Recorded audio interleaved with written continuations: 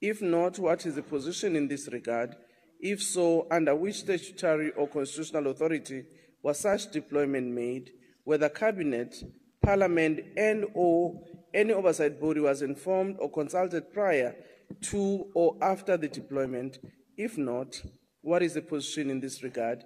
If so, what are the relevant details of the consultations? Honorable President. It's a very long question. It is, I'm sorry. Honorable Speaker, honorable members. Speaker. Speaker. Order, Honorable Mawude. Speaker. I can hear you. What is your point of order? And under what rule? Under point of order. Yes, what is your point of order? Who is the leader of the opposition? I think you unfortunately, Honorable Mawude, I'll suggest that maybe you forward your question or your point of order to any of your members because we cannot hear you properly. No, it's none of a business. It's none of anyone's order. Business anyway. Honorable Sienesen.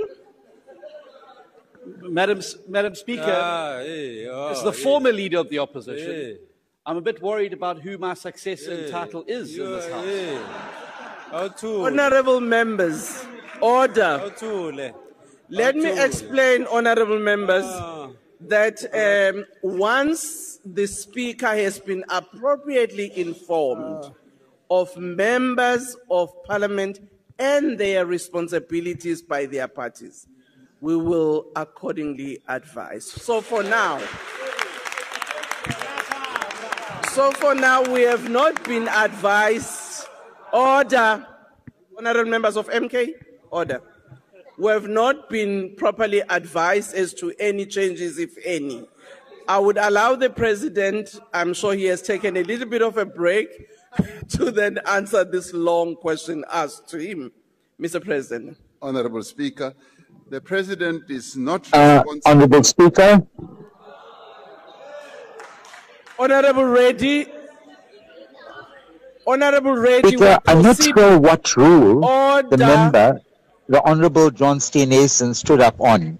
Because it is a procedure of the House that members must indicate the rule on which they raise. Order.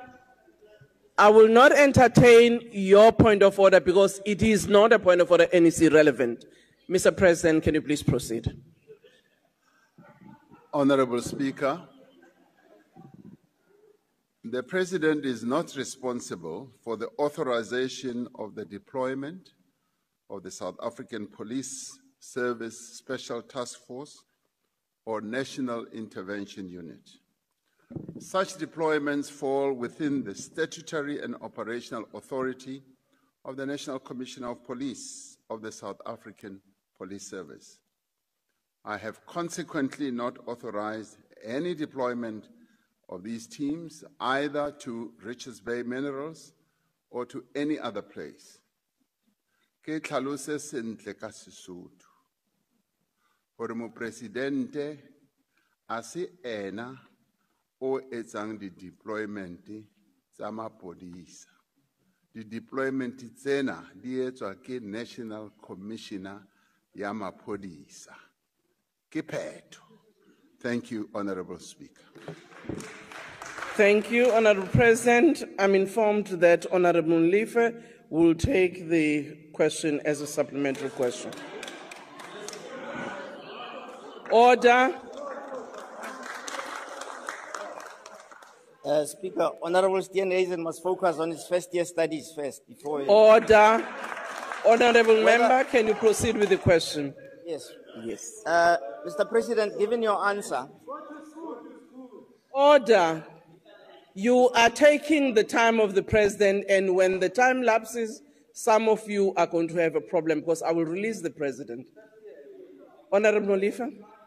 Mr. President, do you concede that any deployment of specialized police or military units to protect the interests of private corporations such as Richards Bay Minerals, even if it was not done by you, but without parliamentary notification or oversight, constitute a misuse of state security resources, and it is a violation of the principle of accountability under sections 41(1)(c) and 199(7) of the Constitution? If not, on what constitutional or statutory basis do you justify the use of state force in defense of capital interest, of private capital interests? Thank you. Thank you, Mr. President. The South African police execute their duties and functions in the protection of the people of South Africa and also the protection of the properties of the people of South Africa, including the various entities that operate businesses to drive our economy forward. And this is the task of the South African police. And where they believe that action needs to be taken, the National Commissioner is the one that directs that action should be taken. Thank you, Honourable Speaker. Thank you, Mr. President. The second supplementary question will be asked by Honourable F. Hassan. Thank you very much, Honourable Speaker. Mr. President, thank you for that comprehensive answer and for clarifying this matter to the nation. It's okay. I know it must be difficult to be in opposition. I'm protecting you, Honourable Hassan. Can you please proceed? President Ramaphosa, stability is critical for investor confidence and economic expansion in the mining sector, including companies operating along the Richards Bay Corridor, which is essential for exports, contributes to the local economy, municipal revenues, and of course, household incomes. Given the sensitivity and exposure to economic risks of such corridors, from extortion rackets and other criminal syndicates, what government interventions are put in place to stabilize these high-risk economic nodes in the national interest? I thank you. Thank you, Honourable President. The South African police often does assessments of risks and dangers that the people of South Africa, including companies that operate in our country, are exposed to. And on the basis of such assessments, they are then able to deploy resources and also are able to set up teams, be they task teams or whatever type of teams, to intervene, to ensure that there is stability, that criminality is brought to an end, be it criminality of a fraud nature, corruption nature, or even extortion nature. They then deploy the teams that have the skills and the capabilities of dealing with such. Now, quite often, a number of our people, either as individuals, groups of individuals, institutions, as well as companies, will raise concerns about instability, acts of criminality in areas where they operate. And when those concerns are raised, they are passed on to the police. The police, therefore, are able to do an assessment and then to take action. And at all times, the police, in doing their work, focus on the safety of South Africans, but also on ensuring that we create a conducive environment in order for us to grow our economy and to create jobs. It is therefore important, whether it's in mining areas, township areas, rural areas, that the police are seized, continue to be seized with their task of ensuring that we live in a crime-free environment which is stable, which enhances economic investment and economic growth and job creation. That is the task of the police. And when a National Commissioner of Police, having assessed the situation, working together with his other commissioners, be they deputy commissioners, provincial commissioners, once they have made that assessment, they then are required to take action, to deploy resources, and to make sure that they curb acts of criminality of whatever nature. That is their job. And the executive supports them. It supports them in doing their work and should have oversight. Parliament should have even greater oversight through its various committees and the National Assembly and the Council of Provinces. So we have an interconnected responsibility, all of us, to deal with the challenges that our country faces. So each one of us, communities as well, through community policing forums and all that, need to take action to address all these challenges. Thank you, Honourable Speaker. Thank you, Mr. President. The third supplementary will be from Mr. J.R.B. Lorimer. Thanks, Madam Speaker. I hear what the President says about a conducive environment, and I think that's what we lack. Richards Bay Minerals contributes about 8 billion rand to the local economy every year and pays about 1 billion rand in taxes. In the last 10 years, at least 18 people have been killed amid disputes over community trust revenues, procurement contracts, job allocations, and mineral theft. Mr. President, all of this acts as a significant deterrent to people being invested in our mining industry. Does the President believe the state is doing enough to protect investors and the people they employ? And if he does, surely what I've just described shows that we're not. Thank you very much, Honourable Lorimer. You're asking and you're answering yourself before the President answers. But I would allow the President to answer. Mr. President. The challenges, Honourable Speaker, that Richards Bay Minerals has faced over a number of years are challenges that are known to most of us. Richards Bay Minerals has been in this country through its overseas ownership for almost 100 years. And when they have faced these challenges, workers getting killed, key managers getting killed, instability in the community, in the rural areas surrounding the mineral resource of Richards Bay. This has raised great concerns, and this has had to have various officials, from key officials like the Premier, the Minister, getting involved to see how the work of the police can be supported. But in the end, the police themselves have had to take action, have had to set up teams that will focus on what is happening there. I'd like to believe that a great deal of progress has been made and continues to be made. The theft of the mineral products, the killing of people, the instability in the community has really come down quite significantly. And this is based on reports that one keeps hearing from people who are key actors in that whole environment. So progress is being made. The situation that is being described by the honourable member is what it was, but progress is now being made. And let me add quickly, my information is it's not only Richards Bay Minerals that has been facing these problems. It's a number of companies in that complex that have faced challenges of extortion, challenges of criminality, and the police, credit to them, have been doing quite a lot of positive work to deal with those challenges. So I think we should encourage our police and give praise, if not praise, recognition for some of the work that they are doing, because we've got dedicated men and women who, having identified these types of problems, are doing something about it. Thank you, Honourable Speaker. Thank you, Mr. President. The last supplementary question on this one will be asked by Honourable Carl Neus. Thank you, Honourable Speaker. Mr. President, you say that you do not deployments of this nature. But can you confirm whether you have since instituted any investigation to determine whether the Commissioner of Police had actually authorized the deployment of the Special Task Force and National Intervention Unit in the light of the disturbing revelations by Lieutenant General Nhlanhla Mkhwanazi?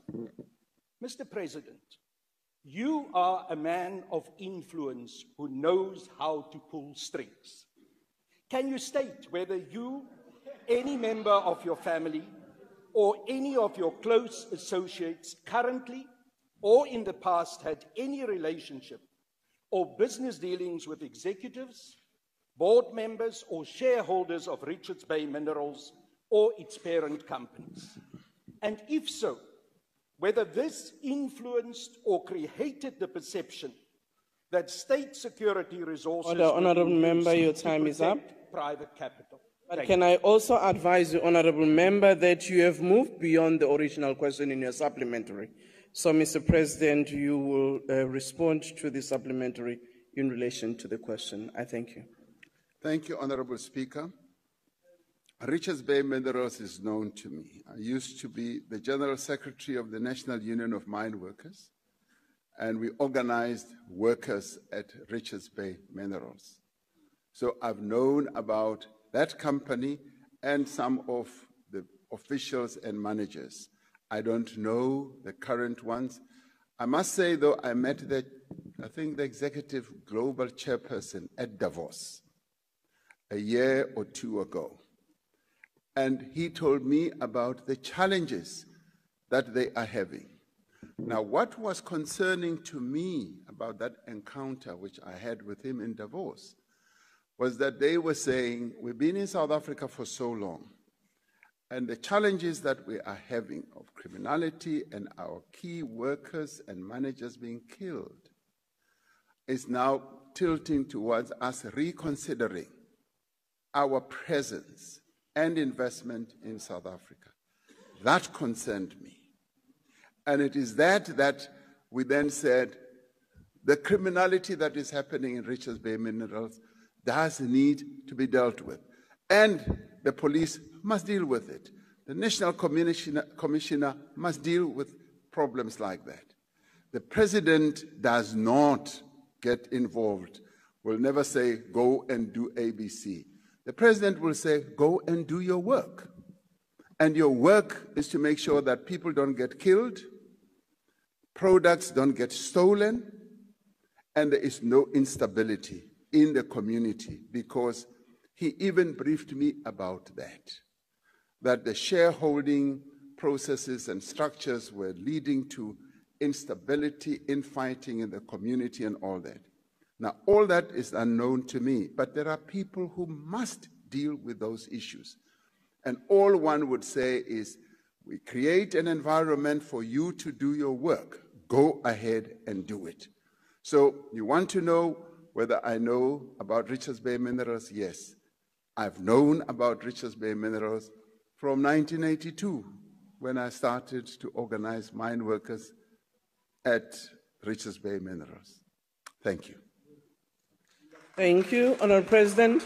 We are now moving to the third question asked by Honourable Ntuli. The question is, in light of the fact that the Republic is hosting the G20 summit, whereupon the President commissioned a G20 global report on inequality amid macroeconomic fears that global wealth and income inequality, which are already very high, are set to increase sharply. What are the envisaged outcomes that the Republic desires from the G20 summit that will reform the global financial architecture and address some of the challenges that hold back the economic growth and development of many of the developing countries, especially in Africa? Honourable President. Honourable Speaker, South Africa's G20 presidency is being held, as we all know, under the theme Solidarity, Equality and Sustainability. This is a theme that has been so broadly embraced by many countries that are participating in the G20 process. And in line with this theme or principles, we are working to foster a more stable, a more effective and resilient international financial architecture.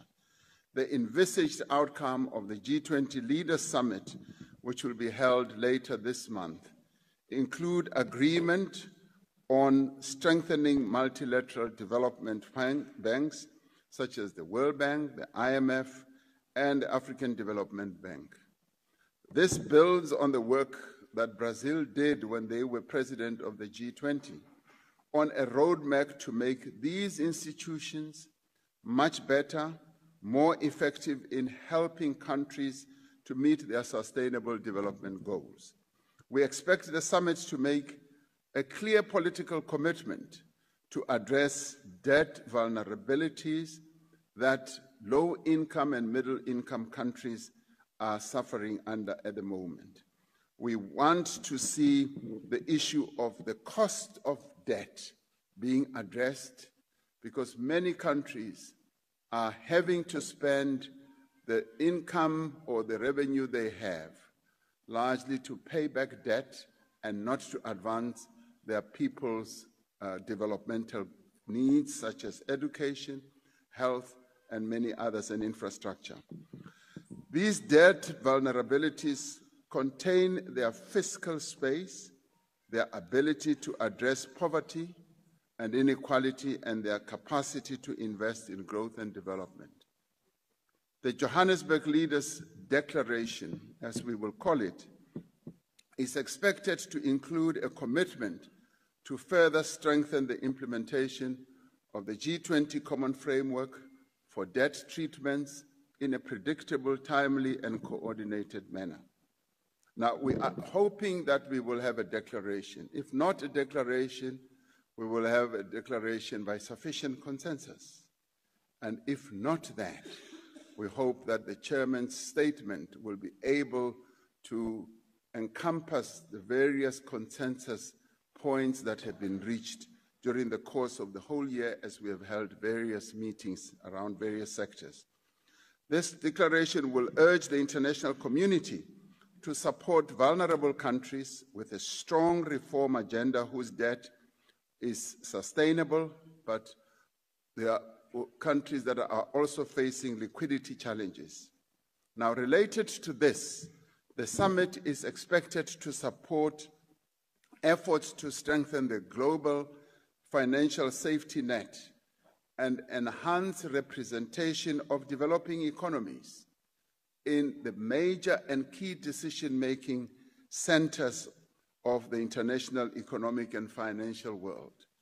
There will also be a focus on promoting sustainable capital flows to emerging markets and foster sound policy frameworks and central bank independence as well. South Africa is presiding over the G20 at a time when the world is faced with increasing wealth and income inequalities. It was against this background that we established the G20 Extraordinary Committee of Independent Experts on Global Wealth Inequality, chaired by Professor Joseph Stiglitz, the Nobel laureate. The committee submitted their